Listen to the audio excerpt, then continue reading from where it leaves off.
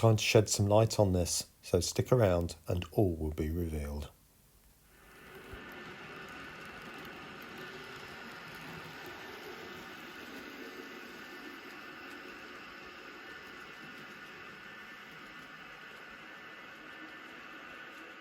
Good afternoon everyone and welcome back to Piccadilly.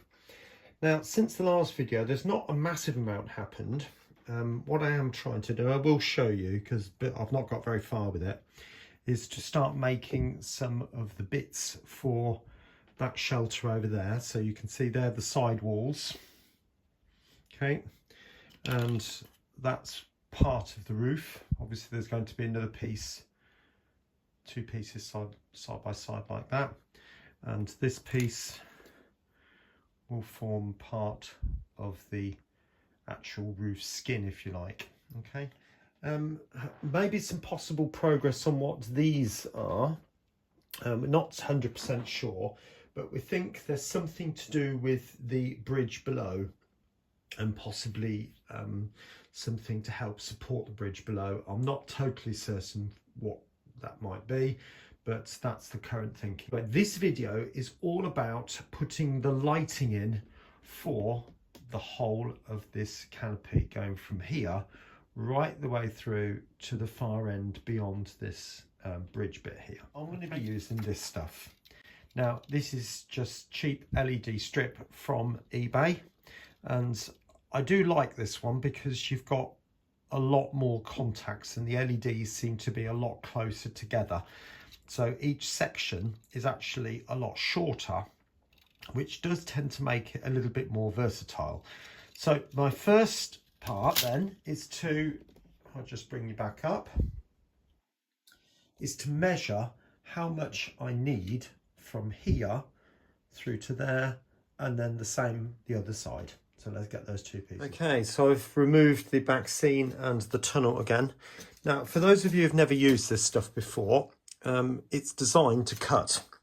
So you could use this plug, but you have to buy an adapter normally to go in there.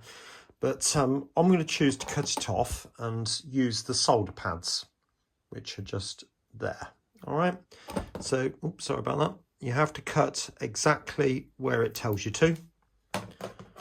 And just in case you didn't notice, there's a pair of scissors in the middle there, so you cut on the line. So I've done that, and measure off what you want. Now obviously I'm going to cut to the nearest point. Now I might have to, depending on how well it goes around corners, I might have to make loads of cuts, but I think that's going to be the place, like that. So let's cut that through there. And the other side, which I'll just put away. It might be worth just checking it before I go much further. And I do have some checking points on the layout. That does seem to have curved, so that might be all right across. Anyway, I will work on that and test it, because obviously I don't want to do all this work and getting it all fitted only to find out it's not going to work at the end. All right, I'll catch you in a bit. Hey, welcome back. Now it does work, which I'm very relieved about, and I have managed to put that curve. Oh, you probably won't be able to notice it, to be honest with you. You might be able to, yeah, you can just about see it there, can't you? I have managed to put that curve on. Now, what I've also done is to remove the top part of the lift tower, at great risk of being able to see this bit. The actual canopy supports come up to at least there, so I've then got the roof to go on the top. So if it does come up a bit higher, I should just have to build something up over the top of it. But I've put a piece of wire, drilled a hole through it, put a piece of wire through, and then as you can see I've put some insulating tape on both ends, and checked it again. I've fitted, just for test purposes, just a random piece of wire on the other end, just to check it, and it does work. So you can see here I've got this building here, and I've drilled a hole right through to the below the baseboard, and that is to take power from this out, so, or bring power in, I mean.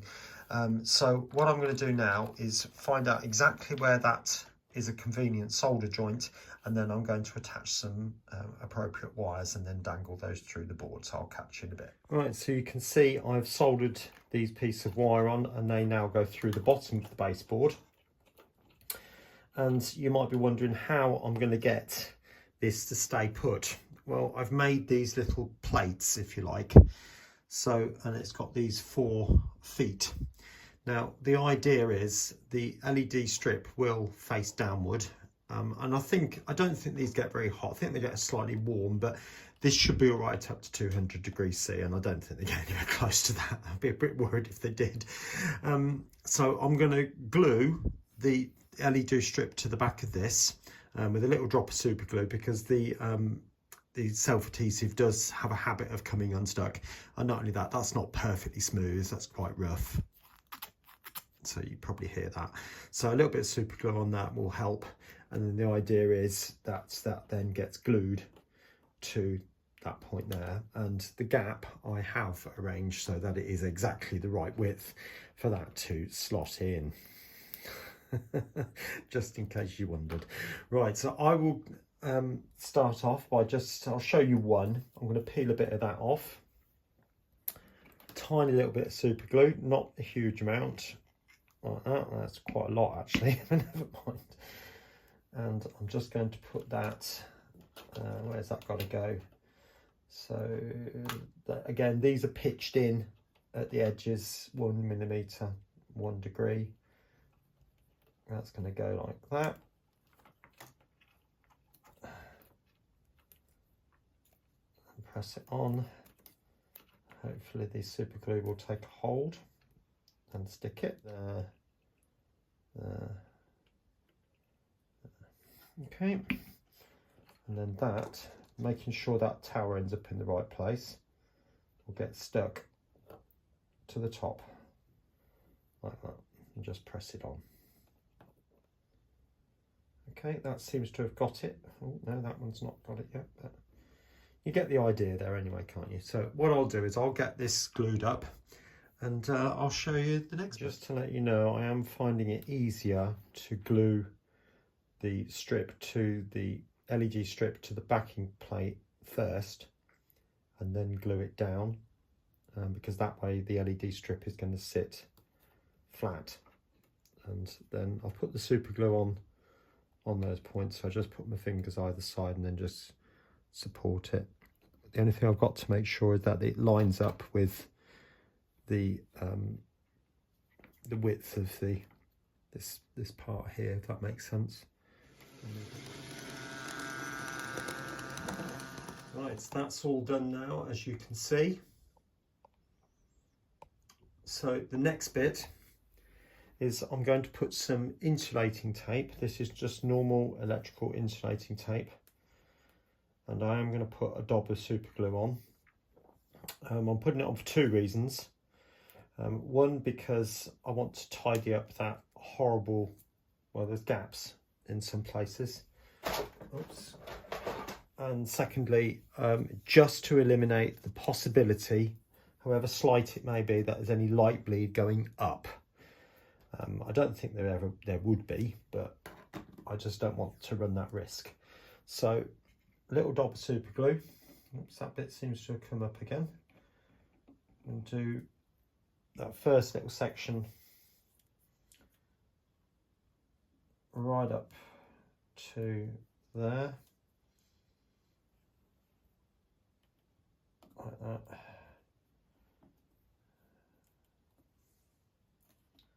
Bring things in line. So anyway, I will get that done both ends, and I'll show you the next bit.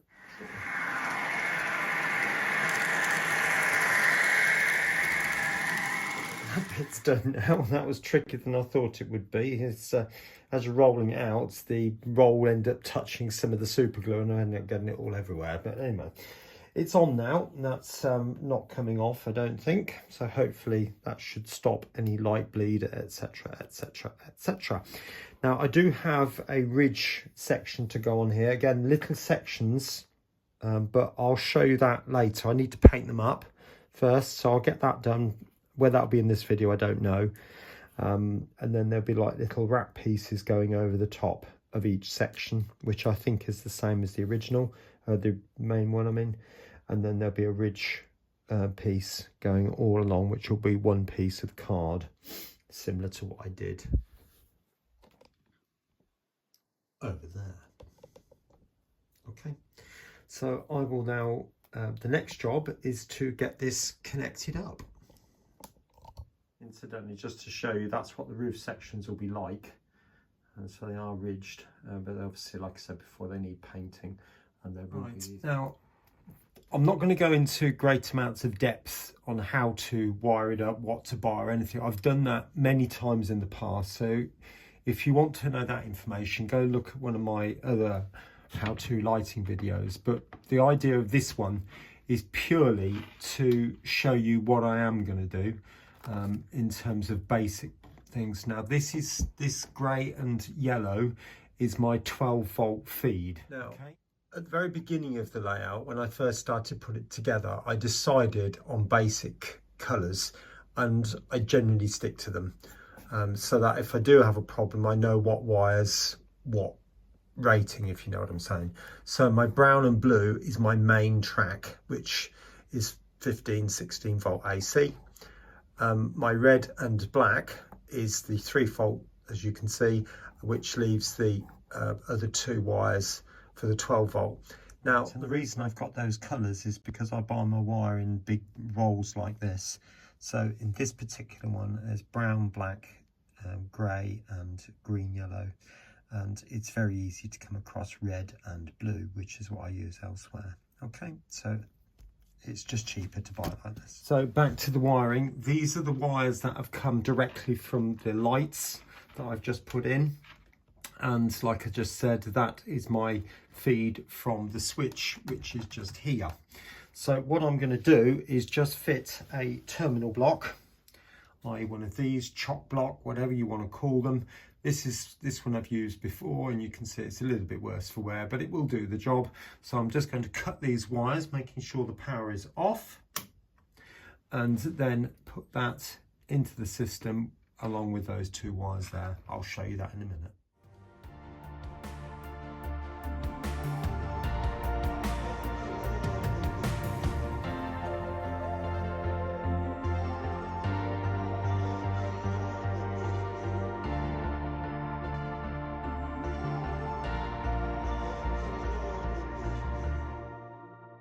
It's all done. Are you ready to see? Let's turn the lights off. Right, so that is all done. All is wired up now. So all that remains to happen now is just switch it on. There we go. Now, I'm seeing this for the first time just as much as you are, and I have to say that does look a bit on the bright side to me. So let's go and sort that out. Right, so I've got a resistor here. Now this, I think it's 1,000 something or another's, I'm not sure what. But these, I've got thousands of these as they come with every single light you buy.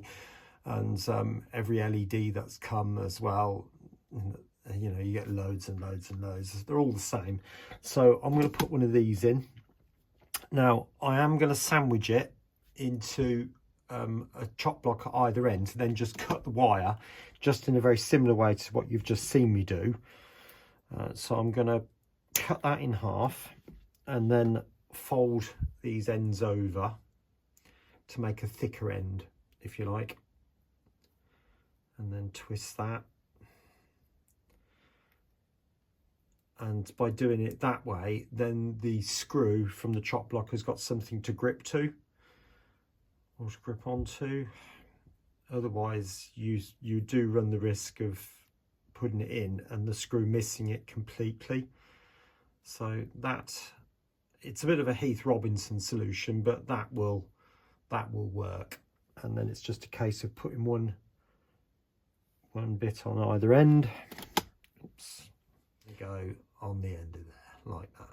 And then the other thing I'm going to do is, like I said, just cut the wire and then just put that inside and put the two pieces of wire back on.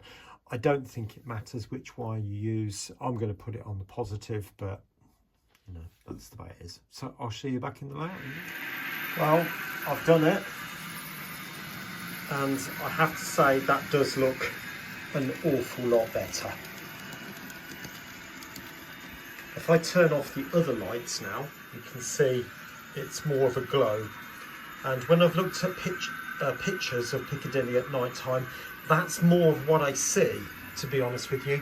And then the rest of the station seems to be an awful lot brighter. So as the container train comes round, you can see I've got light coming out of the side here, which is what I was after.